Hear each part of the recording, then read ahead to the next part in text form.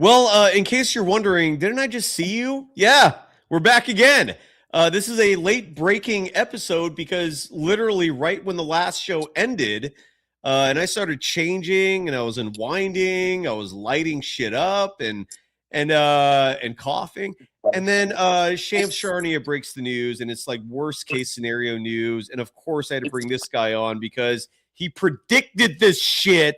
And you better believe Kerr, we have our fucking targets, our snipe, our aim is set directly on Steve Kerr tonight, figuratively speaking, because this is on him. Because this is what happens when you play people out of position and put them under physical duress like this. Jimmy Butler's out for the year. Torn ACL. It's official. Shams Charania reported it. Armando Lara, the professor, and I, we're going to talk about it. Do you want to say something now before I hit the open? No, man. 2 years. 2 years what? He's going to be out for 2 years, not 1 year. Yep. Well, I think he's honestly my prediction. We'll talk about it, but this is crazy. This is sad, dude. This is sad. I know dynasties don't end well, but it didn't have to end like this. Let's talk about it. We're powered by FanDuel. This is the Golden Days. Let's go. Welcome to the program. My name is Cyrus Saatsaz, one of your two hosts for this special late night. We're recording at 12:51 a.m. Pacific time edition. I'm joined by the professor Armando Lara. You can follow him on threads at Mando_man10. And what's your handle on Twitter? I got it up there now. Armando Lara M. Armando Lara M. Your audio sucks, by the way. Is there a way you could fix that? How about now? It was good. How about now?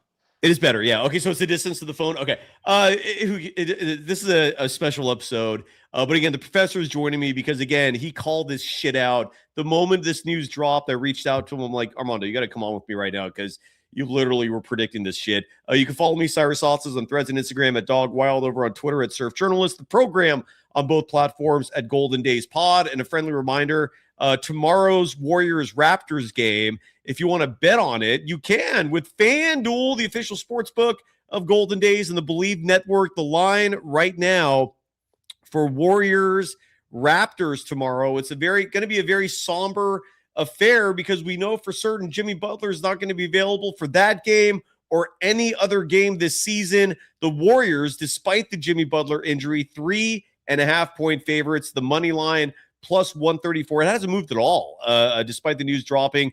The OU 226.5. Again, that's courtesy of FanDuel. But Armando, do you want to? Where did Armando go? I just lost the professor. Well, here's what I'm going to do.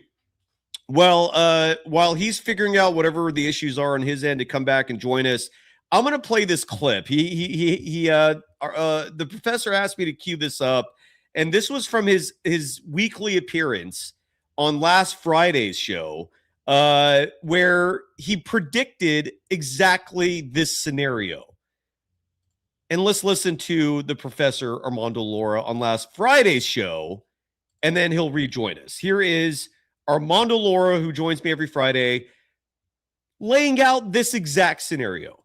Everyone is going to disagree with me, but Jimmy Butler falling on his ass and having that bone bruise in round one was also related to fatigue. It does appear like a random act of God, and I get why it's easy for Hamza Barber types to think that way, but it means you're slower to move out the way. And in his case, the thing about Jimmy Butler is I would say 80% of his shots or his scoring is due to foul grifting. I think Warriors fans really need to wrap their head around that. Warriors fans really need to understand he is as bad, if not worse, than Shai Gilgeous-Alexander in terms of foul grifting. That shit does not fly in the playoffs, and it's been hard for Shai Gilgeous to pull that off in the playoffs. I'm going to make this prediction now. The harder this gets, the more likely it is that Jimmy Butler is going to get an injury from flopping on offensive rebounds. And just think about how often he allows guys to undercut him on offensive rebounds. Keep your eye on that.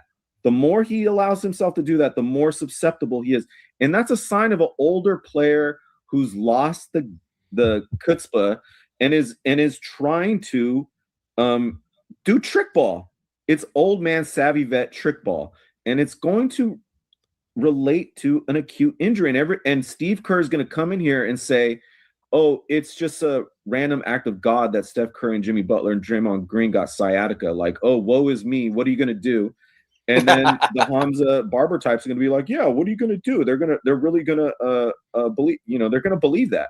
But I'm telling you, this is why I call it injury ball. The only thing that the Steve Kerr system got them last year, Barber Hamza types, is a 7-game series in which the 35, 36, 38-year-olds played 40 minutes a night in a 7-game series and got injured as a result. That's the only lesson fans in the front office should take from last year.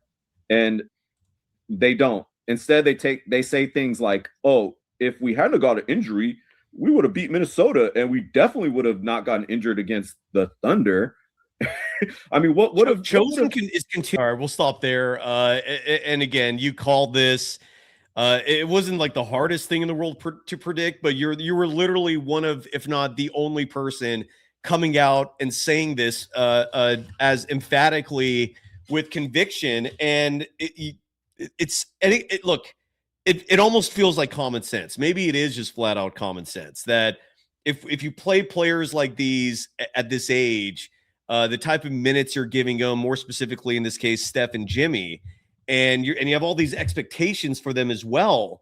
What do you expect? The Stephen Curry popped hammy last year. That was entirely because of overuse. Jimmy Butler blows his ACL. Now, it wasn't him going up for an offensive rebound, but it was him going up for one of those dumbass law passes that are routinely fed to him and make him vulnerable. I've seen a lot of other people criticize the fact that they do this routinely. Like, they throw these passes to him so freaking high that he has to jump up and leave the ground, making him vulnerable. That's what happened in this case tonight. And like you said, the wear and tear catches up to you. Your body is vulnerable to these kinds of injuries, even though it looks like a freak thing. There's only so much you can handle. Jimmy Butler also is not a power forward. He's consistently playing out of position. It wouldn't surprise me if there's wear and tear from that, fighting with much bigger dudes. This is infuriating. And now the season is at an absolute breaking point. We're at a crossroads. I don't know what's next. Armando, take it away, brother. This is just sad. Yeah, man. I think what the fan base is split just like the organization is, and I think what the 60 to 70% of fans that were delusional about the chances this team had based on last year are going to frame this as an acute surprise injury, that it was unavoidable and unpredictable, or they're going to listen to Kerr, which Kerr's thing that he's going to say in the next week, which he already set up, was that they're getting old and there's nothing you could do, and this was inevitable, and it's just a part of life, he's going to start saying, and you have to enjoy the process. But that's the moving goalpost. And what I've been saying, and I didn't just say it last Friday, which is the clip you saw. I mean, I basically said that every week since August. Yeah. And it isn't just the offensive rebound. It's that part of his big foul grifting thing is allowing people to undercut him while he's in the air in order to get calls. And that's really what we were seeing in terms of when Jimmy was getting it in, scoring well and doing well. It wasn't necessarily beating his man, scoring at will. It was foul grifting. And when we saw that in the 30 games last year, we're like, this is how John Morant gets hurt. This is how Dwayne Wade used to get hurt. It's like putting your body on the line enough times like that, it results in an injury. And especially playing out of position, like you mentioned, Cy, I think the thing that really just I want to underscore before I talk about the future, and because we know this is happening, me and my cousins are prepared to talk about what they should do in the wake of this, because we've been thinking about it a lot. I've been on the show saying we've game theoretic out the tank that needs to happen, so we're prepared. But the thing that I want to underscore is, as the 60% of the Hamza type fans say this was an acute random act of God injury and there's nothing you could do, and feel sorry for Jimmy, feel sorry for Steph, feel sorry for poor Stephen Kerr, like so bad. No, no, no, no, no. This was totally avoidable if they just played the wings and they just played NBA athletes and played guys in position, and they didn't have to rely on old man trick basketball. And it wasn't 3, 4 guards playing with Jimmy Butler like half the time. And I spoke a lot last week about how to think about fatigue equals injury probability risk, and that acute injuries are a total misnomer in the NBA, that the Phoenix Suns reinvented the wheel. They took lessons from weightlifting, Olympic weightlifting, and the greater the fatigue level is, the higher the risk of injury. And it's acute, even acute, you're slower to move out the way. And that's what we saw tonight. And it boggles my mind. And similar to last year, Jimmy getting injured, if they keep trying to win this year, that's just more load on Steph Curry, and he's going to get injured. So it is a cross in the roads. And I think it's must watch TV, Cy. I'm freaking so excited for what's going to happen now. Like, this is must watch TV. The latest episode in the drama, the greatest show on earth. It really, really is. Yep.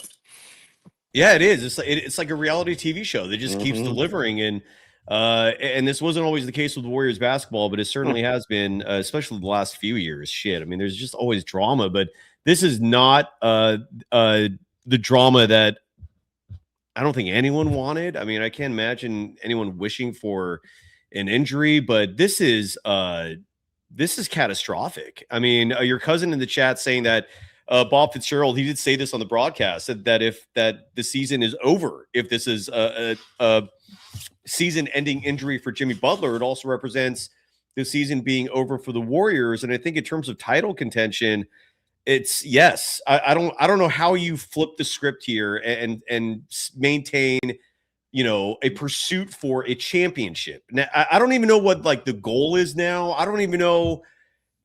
This is devastating. This is absolutely devastating. I also, we don't know what the Kuminga situation was, and how this changes it, if any. Did you see that clip that of Steve Kerr where he said that where he gave these like really short one-word answers, very terse. Side note, by the way, I found out I was throwing a basket man under the bus on the last show. Turns out it's the NBA that's coming after me, playing these press conference sound bites, and I'm disputing it. But the NBA is putting me in this really shitty position where if someone in their position of power flags somebody and says they're violating copyright, taking their content, I have every right to dispute it, but I have to wait 30 freaking days for any kind of resolution, and there's no payment for the show, which is wild. But I am going to put my foot down on principle and tell the NBA to go F themselves.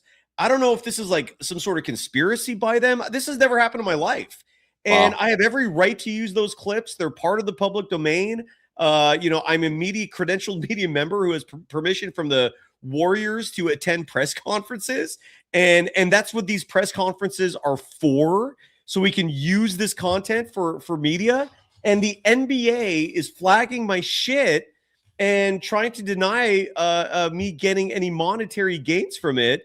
And I'm going to call them out on it, but I have to wait 30 freaking days. That's YouTube's policy, and it's crazy. But I'm not going to stop doing it. But now it's just, I don't know how financially I'm going to like this is crazy. But anyways, that's a whole other tangent. Are you able to show like text clips of the? Yeah, I can talk. Yeah. It's the actual press conferences that they apparently are objecting to. They do not own the rights to that. At least not. I mean, That's got to be targeted. It's 100% fair use if we're providing commentary. Like if I had a YouTube channel like Basketman where all I'm doing is playing these press conferences, yeah, they could 100% strike me down because I'm strictly using that content to make money. But in this case, and even then it's kind of a gray area. It depends on the individual. But in this case, when we're adding commentary to it and we're using those sound bites as part of like a news report, that's 100% fair use, man. And I am fighting on it, but it's just the NBA. Like Maybe you got to kick me off your show and they'll let you bring it back. I think that No, might be an answer. but it wouldn't surprise me if like if ultimately if Steve Kerr was behind this. Yep. That's where that would not surprise me. It would not surprise me. If I am on his radar to the point where he's getting like really vindictive, and that would not surprise me, man. But F you is all I have to say to the NBA. And your cousin's asking like is the Warriors PR team after me? This is an NBA thing. This is not a Warriors thing. And I don't know what's going on there, but that's a whole other tangent. Again, Jimmy Butler, if in case you missed it, Shams Charania breaking the news. It's a torn ACL. He is out for the year. This is just a completely tragic. And it leaves the Warriors in a spot where, like, what's next? I don't, Draylon QAQ in the chat's asking, are we talking about the Warriors or no? Yeah. What do you want to talk about? I mean, I don't know. Like, is Jimmy Butler out for the year not a topic to I don't understand what that comment meant, but what's next in your eyes, man? Like is it the Kuminga show now? Is it like I don't know. I think Kuminga's camp, Aaron Turner, I mean, they're really going to have to decide if they want to sit out, because I think Steve Kerr is going to throw him out there. I do think that. Well, he can't sit out. I don't think he doesn't. It's one thing to push for, like, it's one thing if, like your last minute you're put on the spot against OKC with Steph, Jimmy, and Dre resting, and you go, hey, why don't you come and play this game so you can look like an asshole and I can continue looking better while you look worse. And for him to respond, oh, my neck, my back, my neck and my back, oh.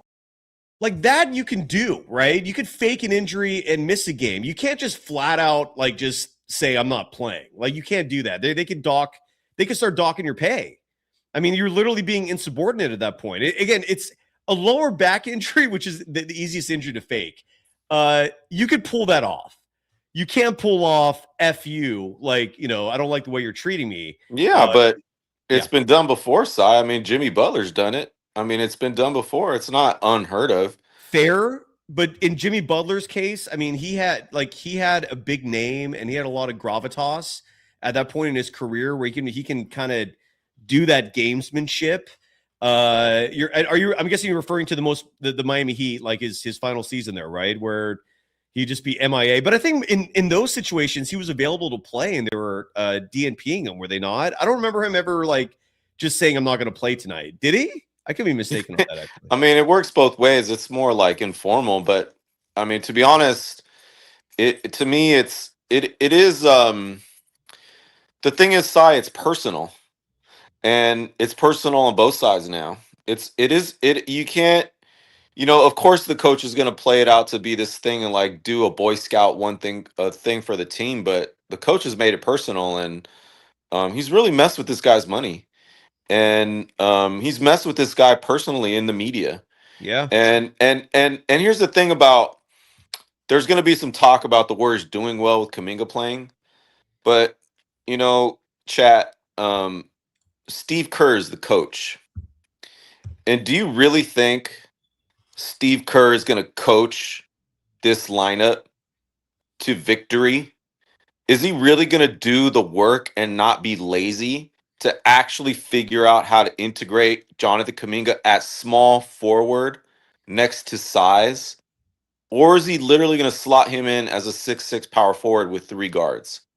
Like, I mean, just play it out for a second. Is he going to run plays to integrate this guy?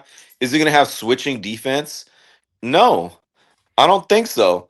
Is Draymond really going to go all out for this team like that? I don't think so. So, for us, this is what was going to happen, which is get in the lottery this year by default. Literally, like, just playing the Steve Kerr ball, they were going to be in the lottery. And I really think it's in everyone's best. I know people don't want to hear this. They think it's like sacrilegious and it's anti-Warriors team, but this is the best lottery in a generation. And I hate to bring it here, Cy. I know people feel bad and all this stuff, but I was calling it injury ball, and quote unquote, the go home in a body bag program 4.0. It just happened in January and not in the playing game. And it happened. They went all out. The Warriors, Big Three, played playoff basketball at the end of December and early July against East Coast tanking teams at home. And everybody got excited that they were doing so great, it's so good. Oh my goodness, they're not turning it over and they're shooting so well. And Anthony Melton and Al Horford look so fresh. They look like they're 25 years old again. And they're freaking like beating teams that are like the 12th seed in the East Coast. Yeah. And they got hurt as a result. They're playing playoff basketball while the Thunder are losing and the Lakers are taking time off. They got hurt. And that tells you where they're at. And they should not fall for what they fell for last year. And they got to do it right. So they got to, if they go for it harder, Steph Curry's just going to get hurt too. Well, that's exactly. And truth be told, man, like, I don't know how many shows I've hosted. We go live after every game, maybe one or two exceptions this season, but I don't know how many times I've started these shows and I look at the box score or I've observed it while watching the game and I've kept note of it. And I start a show by going, what is going on with Stephen Curry's minutes? Like, why is he playing 5 more minutes than he needed to? Oh, so they can beat Brooklyn, like, or Charlotte, or like, it's such a desperate act. And especially when the plan all along, and this is why the Kuminga thing is so frustrating, is because the plan was for Kuminga to play heavy minutes and ease the burden, ease the pressure from these veterans. But Steve Kerr doesn't think big picture. Steve Kerr doesn't have vision. Steve Kerr doesn't look ahead. Like, all Kerr cares about is making Steph happy and running things his way. That's always the focus. And speaking of excuses for this injury, look at these already coming in. Cleverly done, writing, quote, he gets injured every season, unquote, or she. Jimmy's never had an injury, to the best of my knowledge, to the best of my recollection, that's knocked him out for a year. I don't remember any injuries like this. Do you, Armando? Well, Cy, I mean, this is partly why I was against the Wiggins trade. Like, Jimmy Butler plays like 50, 60 games every year. And I was talking about that in the summer. Yeah, not an acute injury like this, right. But not a serious injury. Yeah. Yeah, but I was like, this guy, they're paying $56 million for somebody that averages in the last 8 years. What did I say? 55 games, 50 games? I can't remember what I said. 60 games? I can't remember what I calculated. We did this in August. I don't remember. It was so long ago, But yeah, I mean, to that point, it's like, I mean, Jimmy's chilling, man. Jimmy was cracking jokes, like Steph said. He's all good. He's a made man. He's gonna make $56 million next year. It's all good, baby. It's all good. That's, they made their bet. They made a panic trade last year because Steve Kerr was playing Brandon Podjemski and Dennis Schroeder together. So they made a panic trade, and they got this $56 million a year guy that nobody else wanted. And he plays slow. He doesn't play fast. And it was foul grifting that was going to lead to an injury. He got injured in the playoffs last year, and he got injured this year. So I don't, you guys can accuse me of being a negative Nancy or whatever, an anti-Warriors fan, but like, I'm just calling it like I saw it, and I called it when it was happening. Like, that's what they got, and that doesn't bode well for the front office. That's the front office saying, we think Jimmy Butler's the guy, the missing link, and he's going to put us over the top, and we're going to win a championship with this guy. They literally thought that. And then they literally thought Al Horford was going to take him over the top too. What a joke. In the front office's defense last year, if Kuminga was a part of it, I actually believe they were right. But the moment you decided to DNP Kuminga, it's like, oh yeah, what the hell are you doing then? You literally just swapped Wiggins for Butler, and you took Kuminga out of the equation. That's not the right formula. Like, what the hell are you doing?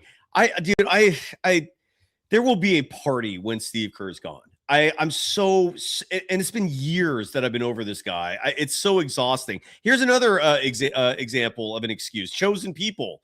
saying, wait, no, not that one. God damn it. Sorry, that was the wrong one. But Chosen was saying that this was just a freak play. Hold on, I'll find the exact post that he wrote. Somebody said it was a freak play. Nah, it's okay. It's not a good look, Chosen, and I'll find it because it's just all right. No, well, I want to address it because I thought it was rather obtuse. No offense, but it was not a very intelligent post. And hold on, I got to find it because and Chosen again, he knows it's not a personal thing, but if you're gonna sit here and defend like Steve Kerr for every single little thing he does and keep blaming him, blaming the front office and never him, when you call out when you say that the injury had nothing to do with coaching, like he writes here, like Jimmy asked the play there, that's his specialty, the jump ball. Is it? That's not even the post that I'm looking for. But is the jump ball like that's it, like he's known for that? I never thought so. Armando, do you think so? Like, is he known for jumping up to grab passes or jump? I believe what Chosen is referring to is pinning guys on the front side and getting a lob over the top. And I'll just address this again. I did earlier. I do every week. He's foul grifting. He's allowing guys to run into his undercut him. And the probability of injury was through the roof. It's been through the roof. That's what happened in the playoffs. He hit his tailbone. He allowed this guy to run into him in the back, foul grifting. He was going for the foul like he does every time.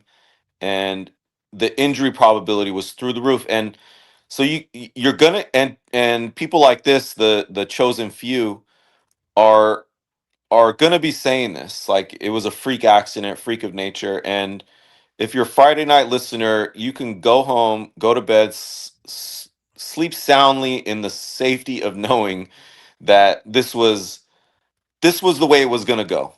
This was how they were winning. They chose a $56 million a year guy who was getting by foul grifting, and it was only a matter of time. And it happened tonight. It just I kind of assumed it was going to happen in the play-in game, or if they made the first round of the playoffs, he'd get injured, just like he did last year, getting undercut in against the Rockets. Easy to see, and it just happened in January. So yeah, I can't. Maybe he deleted it. Maybe I misread something. But I could have swore he wrote something like that. Anyways, Chosen, I'm sorry. If I was mistaken, although I could have swore you wrote something like that, like this was just like, in other words, like what a lot of people I think are gonna say is this was like a freak thing. Like this was just a freak random accident. That's gonna be the vast majority of opinions. Yeah. Oh, they're so unlucky. Steve Kerr, what are we gonna do? Oh my God, woe is me. What a effing joke. But anyways, I think they should buy him out. You can't do this. Like you cannot put individuals in positions like this where they're at a colossal disadvantage just because you in your mind think from an on-court strategy perspective, this gives you an edge. Like you're putting your athletes at risk of injury because of your beliefs. That's what this is coming down to. Meanwhile, everyone else, like 99% of those who played ball, who observe ball, who cover ball, they're all looking at this going, what the hell are you doing? But in Steve Kerr's mind, it's like, my system works. And maybe it did, but it hasn't worked for 4 years. And now you knocked out, because of your strategy, you knocked Stephen Curry out of the postseason last year. You're probably, now undoubtedly your last best shot at winning a championship. And then congratulations, you keep playing Jimmy at the 4. He's lucky that Draymond Green's as durable and tough as it is. But even Draymond, was it the year they won the title? I think he missed like 2 or 3 months with that back injury. It was the first time he was ever hurt.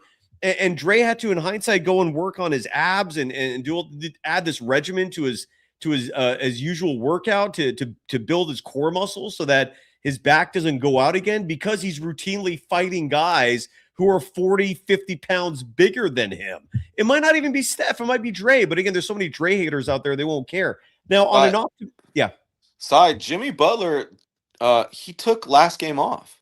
And the game before that, when he scored 30 points, in the postgame side, he literally said, I I never shot that much in a while, and I'm really tired. He said I got to go home and ice and rest, go in the cryo chamber and crack open a beer. That's part of my recovery process. And then he took the next game off for personal reasons. No, no, no, no, no, no.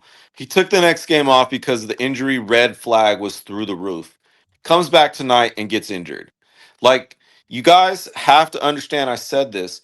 Fatigue level is related to probability of acute injury risk. Acute injuries in the NBA are not random acts of God. They are related to a player's fatigue resiliency. If you don't understand that in 2026, you're totally behind the science of injury and the system that teams know. Like Celebrini, they all know this. This is why they allowed him to take last game off, and it was a long time coming.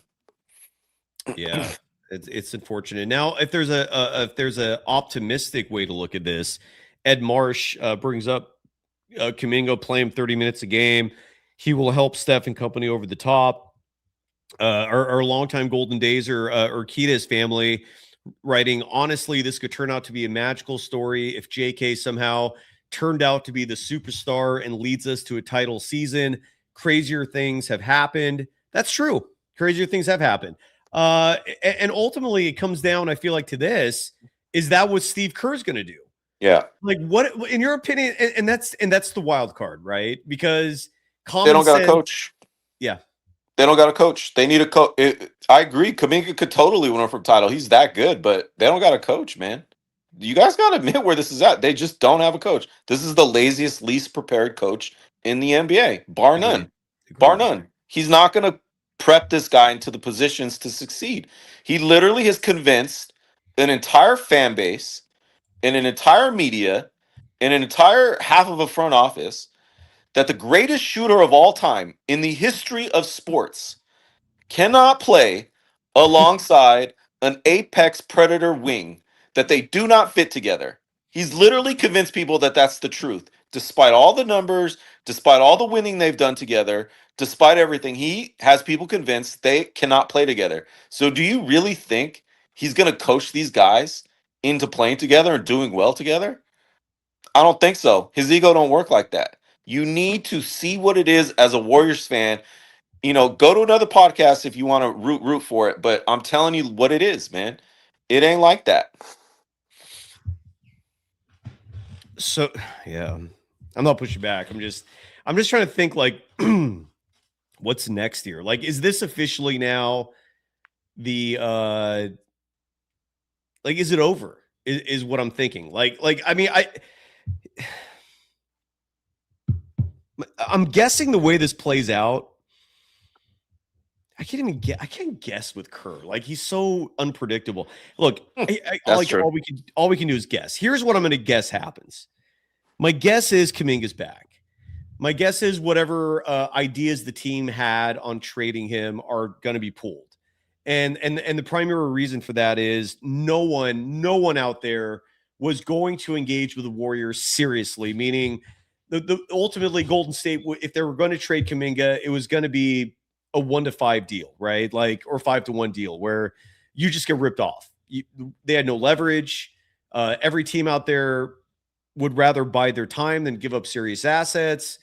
And it was just a losing proposition for the Warriors unless you had a core that gave you some hope to win now.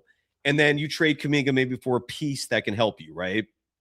It get you over the top. Like, that dream's over. So what you're left with is, unless you can trade Kuminga for another player with tremendous upside, you're now stuck with it. So the question becomes, do you play him or not if you're Steve Kerr? And I hope he does. If Kerr decides not to keep playing him, I think that's just utter madness. And if you're Joe Lacob and you just stand by and do nothing as usual, what is going on through your dumbass head in this process? I don't get that part of it either, but you're just, you're going along. So my prediction is that, yeah, Kuminga is going to become a part of this. And after this year, it's over. And I'm guessing Steph has like he has 1 year left on his deal, maybe next year with a different coach. It's a farewell tour because Steph doesn't want to go anywhere. He wants to finish his career as a Golden State Warrior. Awesome. Like, I don't want to see him leave. I think pretty much everyone involved wants that scenario. But you can't just, keep stretching this out, pretending you're a title contender at the same time. You're going to have to integrate some plan for the future as well. And so that's my guess. My guess is, and I could be wrong, I have no idea, but my guess is that Kuminga is going to be a part of this, and he's going to take over Jimmy's role. And truth be told, man, me personally, I'm going to be excited to at least watch that, because I take pleasure in watching basketball games involving young talent and seeing what their potential is and watching them develop before our eyes, and and finding out what the ceiling is, because we still don't know what the ceiling is for Kuminga. Like, Yeah, yeah. Sai, I mean, to your point, you're talking me into it a little bit. I mean, I am fully of the opinion that in the first 8 games or whatever, Jonathan Kuminga was the second best player on this team. He was the guy expected to do everything on both sides of the court for a full 30 minutes and do it the entire year. And I don't know if anybody remembers, but in Jonathan Kuminga's second year, when Andrew Wiggins was at home dealing with personal issues, Jonathan Kuminga played 30 games starting with Steph Curry and Draymond Green. Yeah, I remember that. And they went something like 20-10 around there, and they made the playoffs before he inexplicably got benched for no reason whatsoever. And he averaged like 14 and 8, and he shot like 50% from 3 over like 30 games. And the chosen types and the Hamza types and the Barber types I love they don't like somehow it's like goldfish memory or something. They can't think past last week. And but so it's certainly possible. I mean, actually, I don't see why Kuminga actually wouldn't be a positive over Jimmy Butler. It's just the narrative hasn't caught up with reality. And so we'll see. But again, I think that's the upside if people want to get excited about that. But the downside is, Draymond knows the bus ain't going nowhere. So he's not going to like get it in like that, like he was for Jimmy. And they don't have a coach. The coach does not prepare them to play correctly.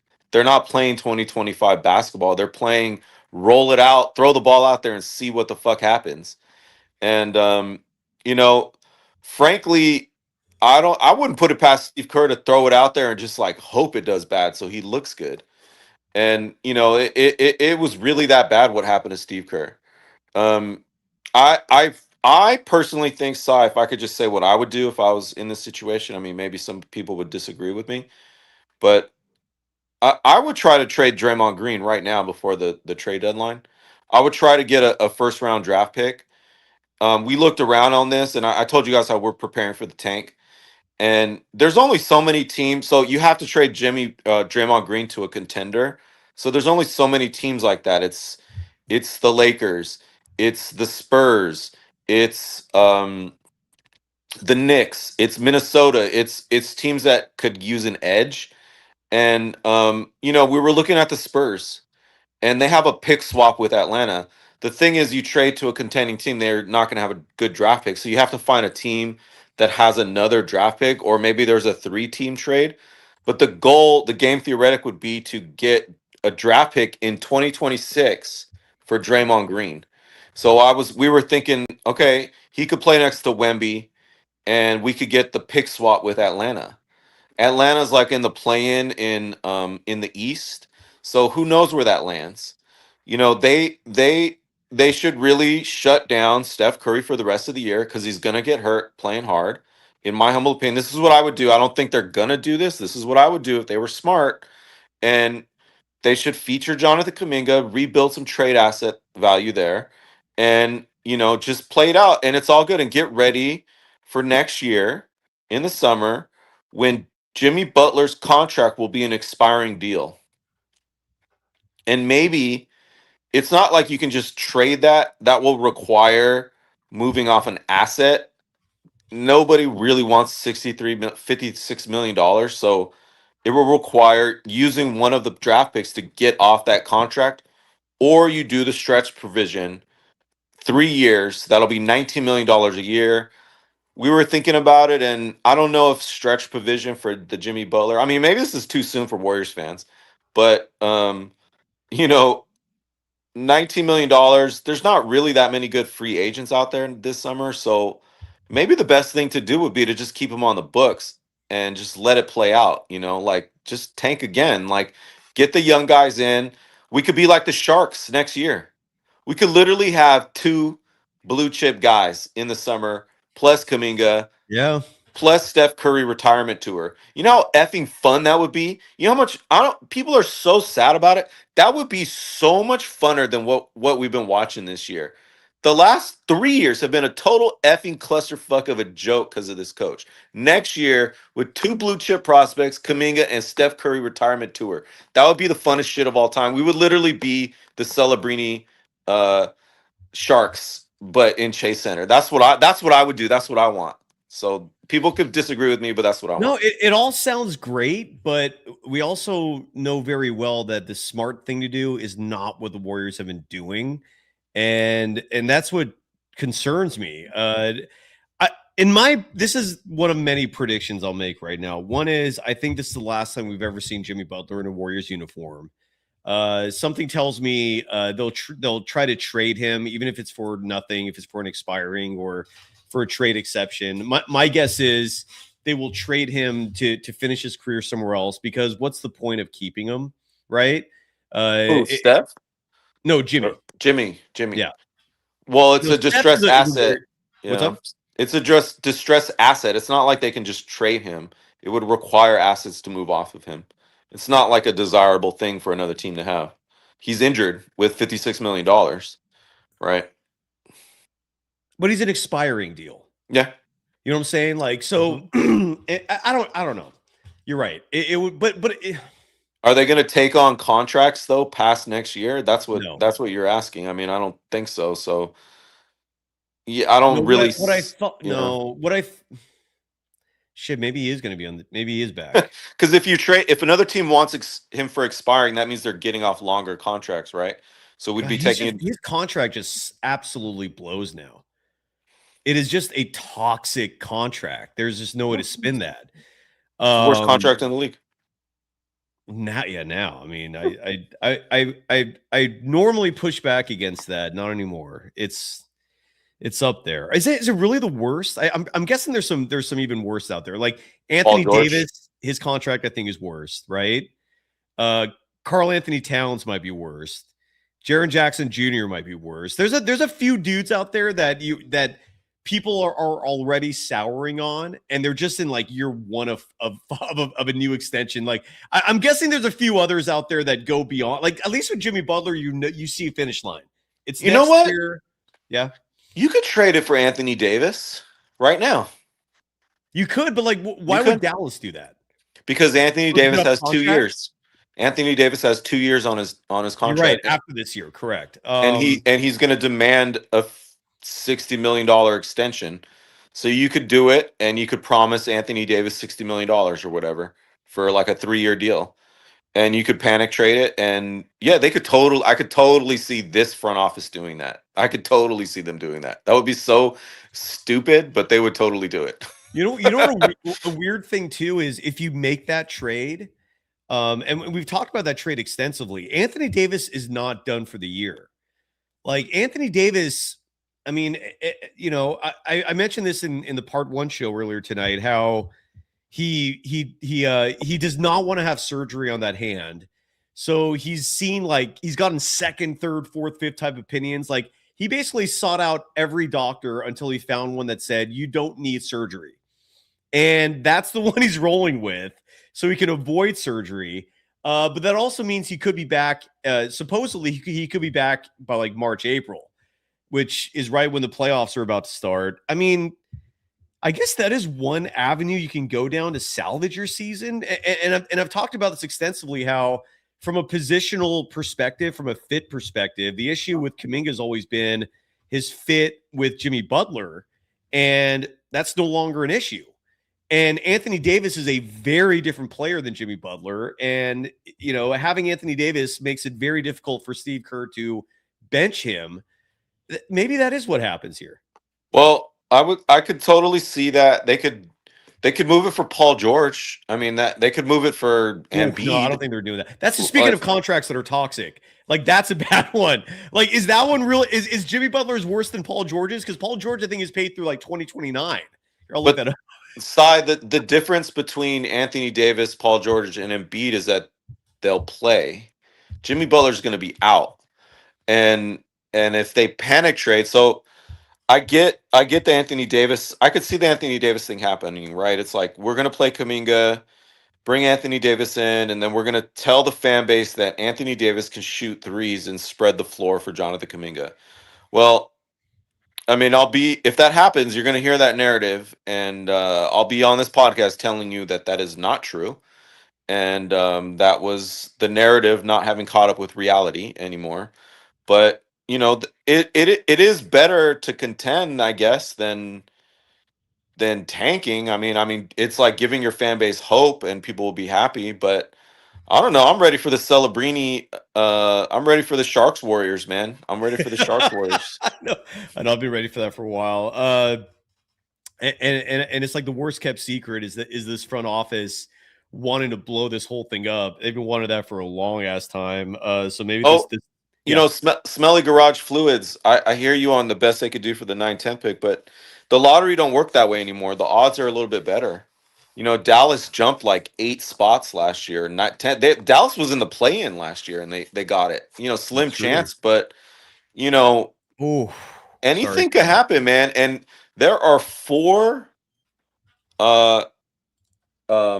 Cooper Flag level players in this year's draft. Who are the guys? I'm not following this at all, and I hear this from everybody that this draft is like just mind-blowingly good. But who are these guys? Do you have names? Let's it's a little late right now. All right, we'll save it for another show. We gotta save it. We'll save it for another show. This is goddamn, man. All right. Well, we just wanted to go live and sit here in the most polite way imaginable, relay the message. How do you tell somebody that you care about deeply? I told you so. Yeah. So we had to do that, more specifically the professor. And then Michael Scott is always a delight. And then just to address this nightmare. I mean, this sucks, dude. I don't know what I wish I knew how the front office felt in terms of the Kerr situation, because God damn it. I wish I could tell the public. I've told you this, Armando. I wish I could tell the public how like Mike Dunleavy Jr. really feels. And again, just know that my sentiments echo the front offices. But Joel Lacob also likes Kerr, personally, which complicates things tremendously. And then there's the Stephen Curry. Hey Joe, I'll play golf with you, man. Let's have lunch. I'll be your friend. Come on, Joe. You don't need you. Send you the link, by the way, if you want to join us real fast, since he didn't close last time and want to jump in here just to give your Jimmy Butler thoughts. But I don't know what I just don't know what Lacob's thinking. And he's ultimately the shot caller. I don't know if he's making all these moves because he still likes Kerr. I don't know if he's doing all this because of Steph, which is a whole other wrinkle. Figuring out what Steph wants and what his plans are. What is your prediction for him long term? Because I've said this before and I'll say it again. I really do think next year's his last year. There's a reason why he has not gotten more contract extensions. I feel like if the plan was for Steph to keep playing past 39, he would have signed a contract extension last summer. It was eligible. He could have added a year to that. Did not. There's no talk of contract extensions. I mean, the contract matters, and that thing expires the same time Jimmy Butler's does, the same time everybody's does. So my prediction is Steph is going to retire after next year. The question is, would Joe keep Kerr around another year for that? As this farewell tour? Because, I don't know what's going on here. I just know this Jimmy Butler injury is devastating. I think, yeah. The thing when we're thinking about Steph Curry's future, I hear you on the retirement tour next year. The Warriors chat. Think about this: if the Warriors announce next year was Steph Curry's last year, the amount of money they would make from selling tickets from a retirement tour, it's not something anybody could possibly imagine. Ticket sales would be double. and it would be double in every arena in the league. And it would be whoever has Steph Curry on his last year is going to make a lot of money. And as a result, we were thinking about it. The biggest thing to know about Steph Curry is the fact that he doesn't have a shoe contract. And the liquidity markets that back up the shoe companies, they're being stingy. They're not signing anyone, and they have the marketing numbers. They know that Steph Curry doesn't sell shoes. The jerseys don't move. He don't got it like that, and he's been playing on a losing team. And if he continues to lose, he's So I do think there's going to be a little pressure for him to get another contract. And I do. He had a lifetime shoe deal that was canceled because there wasn't enough shoes being sold, and that company decided, we're just gonna axe the whole department. We're not selling basketball shoes anymore. It's And so crazy. your lifetime deal is now gone. It's gone. And he is waiting. He's waiting. And so his camp, the thing about NBA players nowadays, their real bosses are the shoe companies. It's not really the team. So Yeah. he Finance- has to yeah. get to that next contract. That's what Steph Curry's thinking. It ain't about the fifth ring now after this injury. I'm a little surprised there has been no new news on that front. Like Steph has been a free agent, as Armando just talked about. His contract with Under Armour, which was a lifetime deal, got scrapped. And Curry still has the Curry brand, which is kind of like the equivalent of Jordan and his brand, except Jordan's brand is directly tied in and owned by Nike. Curry brand was owned by Under Armour. Now it's not. It's just a free agent. My prediction is Nike picks that up, but like you said, the shoe market maybe has softened up a bit. And look, on top of that, the global economy as a whole is just in the shitter right now. So ad dollars are not, the corporations are not pumping it out just for anybody. Yeah. Well, no one is. I mean, they're like and there's a myriad of reasons for that. But so yeah, who knows? But I think a lot of that comes down to whether or not Steph is really that financially motivated. If he is, I could understand that rhetoric and buy it. If his entire focus is just, I've got enough, I'm not greedy, and I've got this amazing family, I know I have a whole other life after this, then who knows? Because look, we know Steph loves golf, right? And it wouldn't surprise me if the idea of just playing golf 300 days a year while spending time with your family and doing whatever the hell else you want to do in life, like that sounds pretty awesome too, right? And he's already got almost $1 billion in the bank. He's filthy rich. Yeah. So I guess I'll tease a little bit of our Steph. I've been teasing our Steph takes, but just a little bit of teaser, guys. Like he is putting up amazing top 10 numbers in the league, and he's the all-star starter, and Warriors fans love it. He's out, he's 35 in wins or whatever. But if you zoom out a little bit, I hate to say it, he has an entire offense based on getting him going.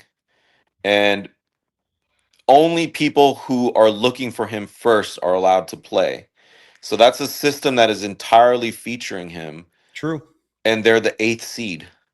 So if he does move, he's still good. He could still play and he's still great.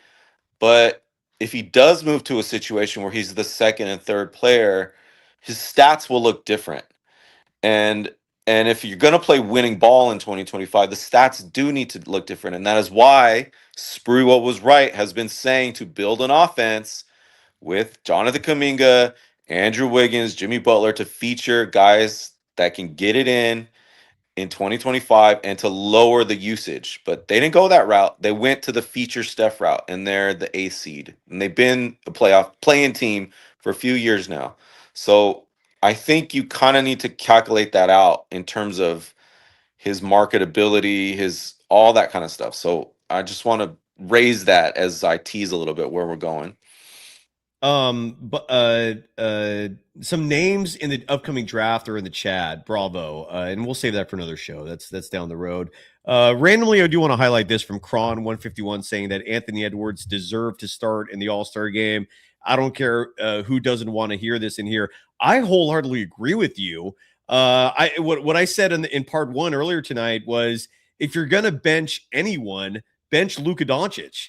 Luka Doncic, to me, and again, maybe this is a crazy take, and maybe he will shove this in my face by winning a championship, but Luka Doncic, to me, Armando, is quickly veering into James Harden territory here, meaning a guy that can put up some outstanding numbers. And do not forget the type of numbers James Harden was putting up at the peak of his powers. He's still doing it, but defensively, huge liability. And that hole on that side of the ball reveals itself routinely with this Lakers squad, who had a start to the season schedule-wise that was very reminiscent of this Warriors homestand right now. It's easy to look good when you have a schedule of just Eastern Conference teams. I'll even look up their schedule right now real fast. I won't get to it, or I won't get to it in a second, but before the show ends, I want to quickly look at the Lakers schedule because something tells me the start of it, the Lakers currently 25-16 here. I now have it in front of me.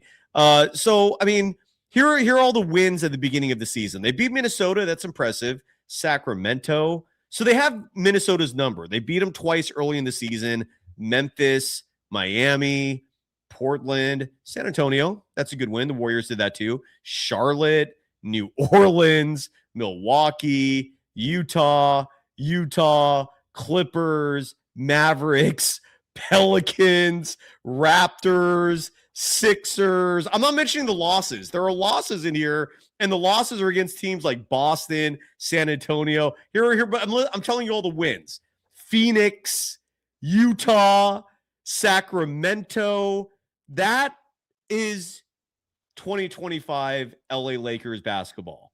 Doesn't that sound just like the stretch of games the Warriors have when they win games? And that's who the Lakers are. And it's easy to mask issues when you're playing these weak-ass teams. But the Lakers' record's starting to take a hit because those easy games are in the past, and they're flailing.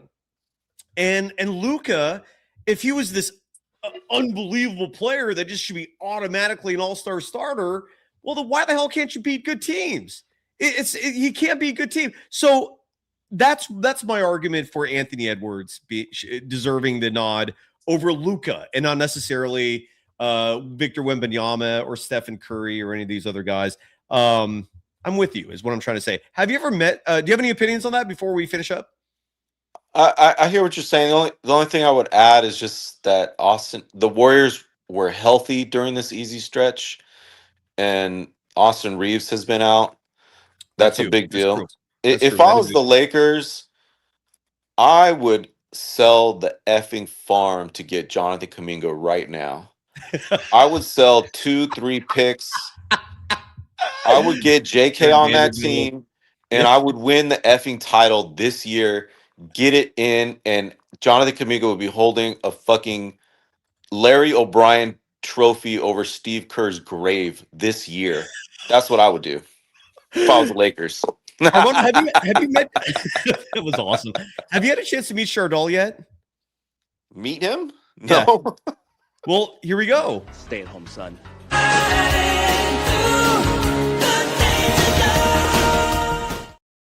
Always the danger zone when we bring Chardol on. Chardol, meet Armando. Armando, meet Chardol. Hi, Armando. What's up, homie? What's up, player? What's up, dude? What's up, player? Armando, we didn't get a chance to bring you on in part one, but who cares? We figured out a way to fit you in tonight.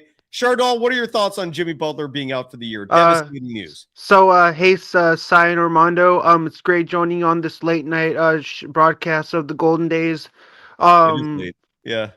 My thoughts on the Jimmy Butler injury. It's heartbreaking, man, because I love Jimmy Butler. I'm a big fan of him, and he's out for the rest of the season with the torn ACL injury. And yeah, it's a bummer. What were your initial, Armando? What were your initial thoughts when you heard about Jimmy Butler out for the rest of the season with that ACL, with that torn ACL injury?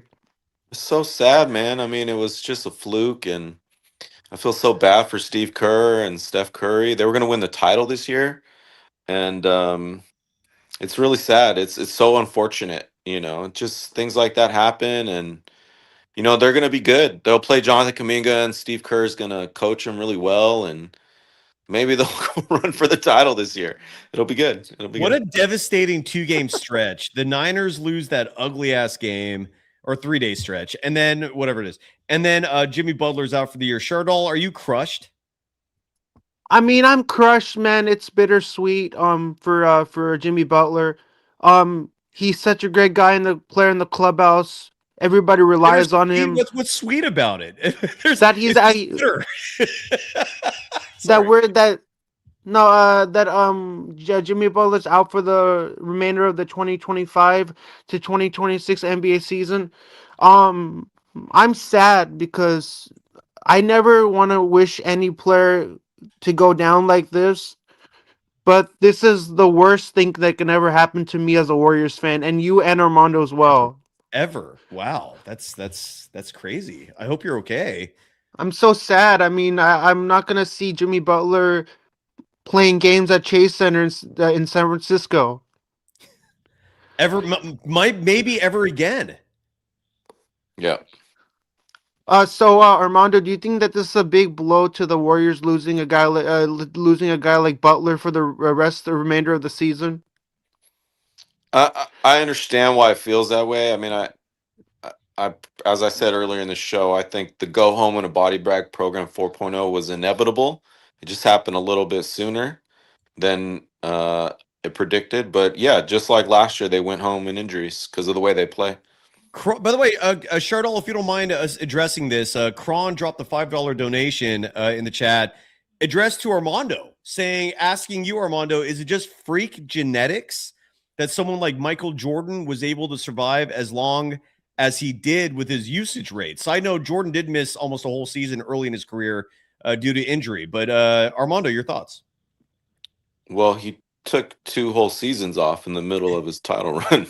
So I don't know. Retired Is like that yeah. It's like fatigue or injury. I mean, it's And Jordan, and for folks who or don't remember or too young, Jordan retired at 35. Like the Bulls won that 6th title, and then it was over. It was the last dance, and it's really a shame that that thing ended the way it did. Just ego. It was just front office, Phil, like just clash, right? And that's that. Sai, yeah. I want to say you do a really great job talking about the Warriors on this network. I love everything you do. I have great love and admiration for you and everything you do on this network and all the people that you come on here. You're a legend in the YouTube community. I don't know about As that. the Warriors yeah. take down the Miami Heat 135 to 112. I mean, I love everything you do, man. And do you go live? Do you go live? Do you go live once a week, twice a week? How often do you go live? Depends. It's Shardall. Tell everybody about your YouTube channel so we can get the hell out of here. So my YouTube channel is SGA Sports Talk channel. I'm at 519 subscribers. I'm 81. You gained one. I'm 81. Stay at home, son.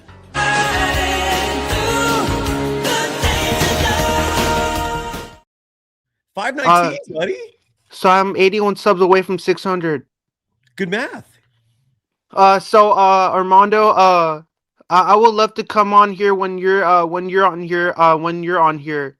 Because I want to do like a panel where I can stay on here with Armando. Maybe we should work something out. Maybe we should. I'll leave it up to you because you're the host. I'll let you handle that. I'll let you handle that. But say goodbye and one more time plug your YouTube channel, SGA Sports Talk, and anything else you want to promote. So Stay at home, son.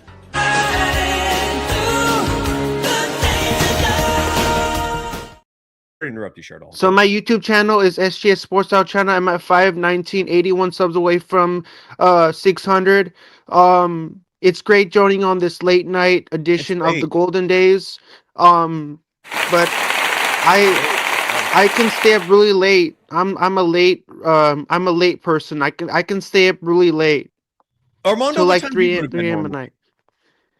Armando, is this super late for you? Like, what time do you normally go to actual Oh sleep? yeah, we got day one of classes at Berkeley tomorrow, man. I gotta teach. Oh shit! All right, let's Shardal. Love So you, man. We'll see you tomorrow so night, okay? So the final score, the Warriors take down the Miami Heat 135-112. Sad news coming, really sad news that Jimmy Butler's out for the rest of the season. But I'm hopefully Will Richard or Moses Moody can step up in Butler's place. But I'll join you tomorrow for the Warriors and Raptors post game show. Really great to meet you, Armando. I love everything you do. But yeah, I'll definitely join you back here tomorrow, man. Tomorrow night. Have a good rest of your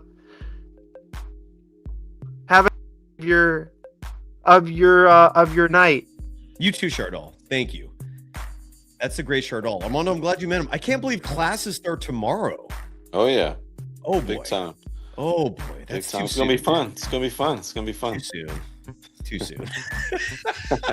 How many classes are you teaching? 4 or 5? What's the load? I'm teaching 2 this semester. Good for Lucked out. you. How'd you work that? Are you simultaneously working on a research project? Is that how you Yeah. crafted the workload? So that Pretty much. Yeah. But it's fun. A 200-person class. I'll talk a little Warriors. It'll be fun. We'll be good. We'll be good. I'm very curious to know. Like, do you get people in your classrooms recognizing you from this show? This will be the first time I'm teaching concurrently during this show. It's never happened. All right. I wasn't on the show last year. Oh, I'm riveted. Okay, yeah. Let me know the feedback, because the class of 200, you might get 1 or 2 in there like that go. Wait, is that that's the? I doubt it. Maybe Chosen and Hamza will be in the class. I can picture this now. You doing a lecture. So, folks, in 1930, the global economic paradigm shifted because of the Great Recession. Yes. So Steve Kerr, do you think he should play Kuminga tonight? 30 minutes or 35 minutes? Yeah. Dude, you gotta let me know if something like that happens. I mean, I doubt it, but it is Berkeley. But that would be fun. That would be fun. I'm glad at least one of us is maybe both of us. I don't know. I'm trying to find some bright spots in this otherwise dismal evening. It is now 1:57 a.m. What time is your first class tomorrow? 5 o'clock. Oh, in the afternoon. Yeah, I'm Oh, good. you're good. Okay, you're good. I thought you were like, I had an 8 a.m. class. I was like, God damn, dude. It's a 5 p.m. Is it a lecture hall? One of those big ass rooms? Yep. I love it. Do you have a microphone for that, or are you loud enough for the Nope. Need a mic. I love it, dude. Those are my favorite kinds of classes, honestly, are those big ass lectures. I never had a class more than 50, but 200, that's dude, does that intimidate you at all when you have that many students in front of you? Yeah, like the first day, but nah, that's all good. It's fine. Okay. All right. And then do you present to the class when you go up there? You go, okay, so I know bribes are illegal, but I'm kidding. Anyways. All right, brother. Well, we'll see you Friday. Do the Warriors play Friday? No. Oh, good. Thursday. So normal, Yeah. So normal happy hour at 5 or 6 whenever we do it. So, and that's when the professor joins us. This week, the Warriors play Thursday and then Saturday. So Friday will be. Yeah. Hopefully you could get that clip situation worked out, because I'm sure there's going to be a lot of quotes, and maybe if you play it through Twitter. I don't know. Ryan Leong just texted me, and he told me, because he said he was watching the show, and he said he's also been having that issue with the NBA, which makes me feel a little better, because it makes me feel like it's not Steve Kerr like targeting me. And I think one way to circumvent it, besides the fact that I'm challenging, is to maybe play this down without showing the visual. Yeah. Which we can still do. I mean, you don't need to see Steph and and Kerr and these guys. Like I could show a picture of them and then play the sound, and I'm guessing that's the way to circumvent it. But yeah, the NBA punitive. You think they'd want the marketing, the free advertising, these crooked sons of bitches? But there you go. No, I think it's Steve Kerr. What's up? I think it's Steve Kerr. Petty vindictive mother. What's up, Steve? I know you're watching.